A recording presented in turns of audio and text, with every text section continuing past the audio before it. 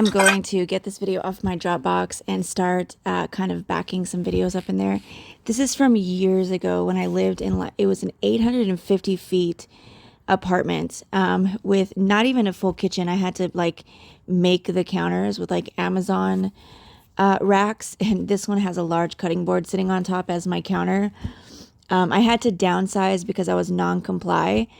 I lost all my bread and butter. I had worked for years to build up my Instagram and everything and be kosher and not be controversial so that I could land these brand ambassador gigs, because I kept applying and they kept not accepting me.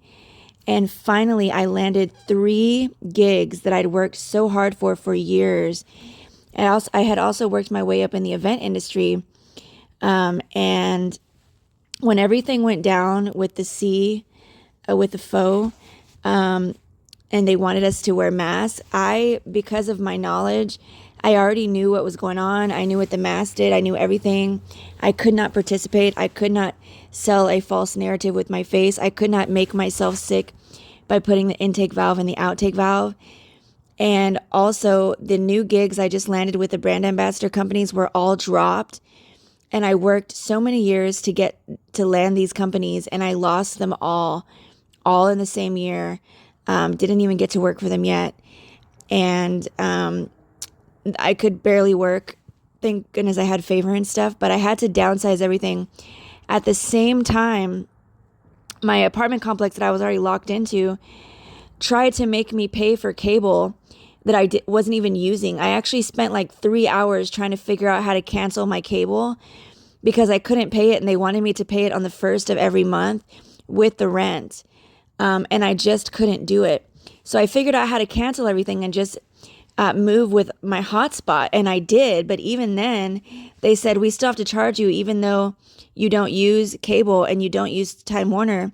We have to charge everyone. And they wanted to charge me like $100 extra every month for something I didn't even use. So at the same time, I also got evicted. So it was really tough. And this video is when I was learning to make pine vinegar. Since then, I've obviously gotten way better about it. I've posted videos educating about it. It is such a powerful thing to have. All the benefits of the pine needles. Trying to be careful with what I say, but for example, Tamiflu is designed after shikimic acid, which is found in pine needles. One of my podcast episodes actually goes deeper into it.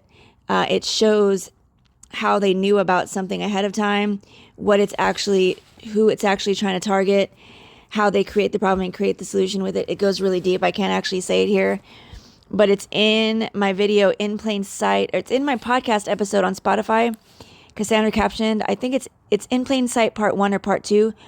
It is extremely, extremely interesting. Once again, things that I can't say here. That was all I could say, just to be safe. But this is fermented pine. There's also an episode in there called Pine in Different Ways, and it goes into all of the powerful studies on fermented pine. Since then, I not only have the pine vinegar, but I have which is fermented pine, that you can get to sip on and add to your products.